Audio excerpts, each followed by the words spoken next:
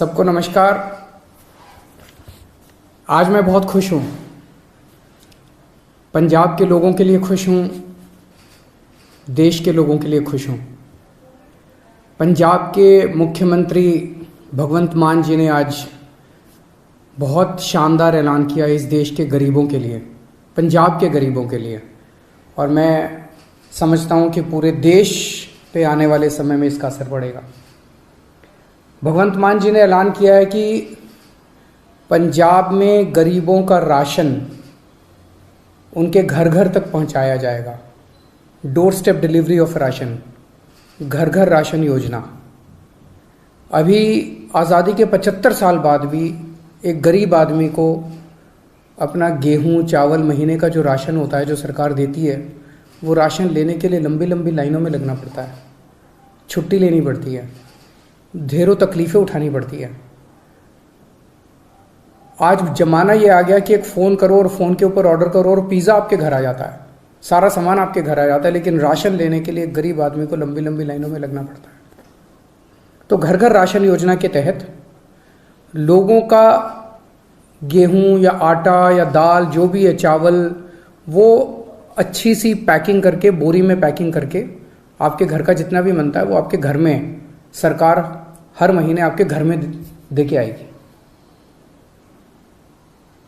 पंजाब के गरीबों को इससे बहुत फ़ायदा होगा, तो मैं पंजाब के लोगों को बहुत बहुत बधाई देता हूँ।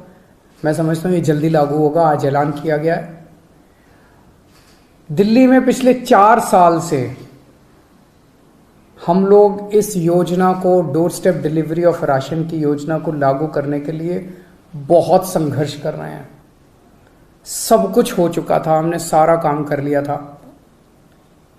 केंद्र की भाजपा सरकार ने इसको रोक दिया, इसे करने नहीं दिया।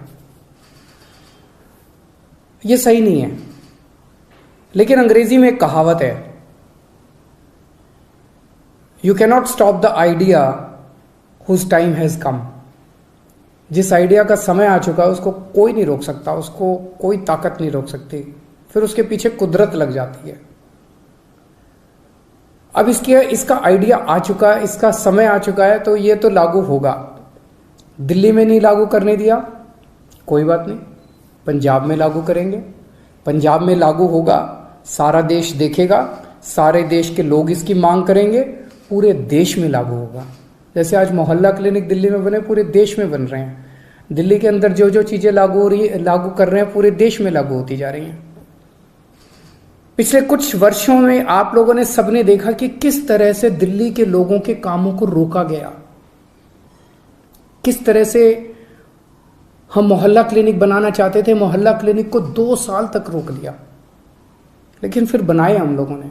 सीसीटीवी कैमरे पूरी दिल्ली में लगाना चाहते थे, उनको 3 साल तक फाइल रोक दी केंद्र ने।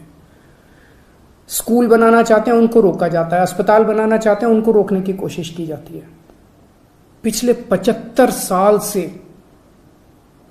इस देश के लोगों को रोका गया, हर कदम पे रोका गया। लोग आगे बढ़ना चाहते हैं, लोग विकास करना चाहते हैं, लोग प्रगति करना चाहते हैं, उन्हें रोका जाता है। इस देश के लोग बहुत अच्छे हैं, इस देश के लोग बहुत इंटेलिजेंट है, इस देश के लोगों में बहुत टैलेंट है, इस देश के लोग तरक्की करना चाहते हैं, लेकिन उनको 75 साल से रोका जा रहा है।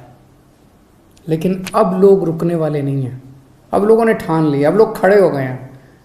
2 राज्यों के अंदर लोगों ने कट्टर ईमानदार सरकार बना दी है। अब ये देश तरक्की करेगा, अब ये देश आगे बढ़ेगा।